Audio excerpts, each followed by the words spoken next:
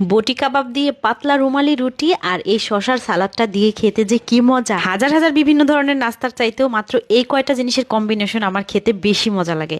তো আমি প্রথমেই কাবাব বানিয়ে নিচ্ছি। তার জন্য হাড়ছাড়া ছোট ছোট টুকরা করে মুরগির মাংস নিয়েছি, দিলাম কাঁচামরিচ বাটা, আদা বাটা, রসুন বাটা, একটু করে জিরা ধনিয়ার গুঁড়া দিয়ে দিচ্ছি, সাথে গরম মশলার গুঁড়া দিচ্ছি অল্প পরিমাণে, গোলমরিচের গুঁড়া দিলাম একটু, আর দিচ্ছি কাবাব মশলা বা টিক্কা মশলা।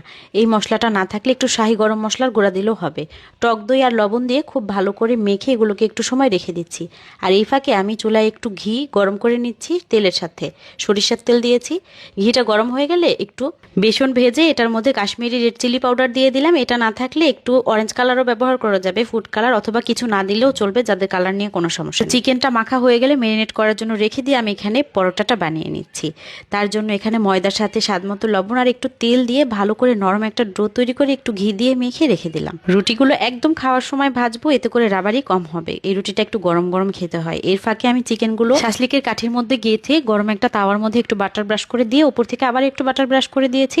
একটা পাশ বাদামি করে ভাজা হয়ে গেলে উল্টে আরেকটা পাশ দিয়ে দিয়েছি। আমি কাজটা ঢেকে করছি যাতে ভিতরের মশলাগুলো খুব ভালোভাবে সেদ্ধ হয়। দুই পাশ ভালো মতো রং ধরে গেলে তারপর চুলার মধ্যে একটু আগুনে পুড়ে নিয়েছি, এতে করে একটা স্মোকি ফ্লেভার অ্যাড হবে। রুমালি রুটি বানানোর জন্য যে ডোটা রেডি করে রেখেছিলাম ওটা সাধারণ রুটির মতো বেলে একটু বাটার দিয়ে পরোটা স্টাইলে ভেজে নিয়েছি। আর এখানে শসার রায়তার সাথে সার্ভ করলাম, দারুণ মজা।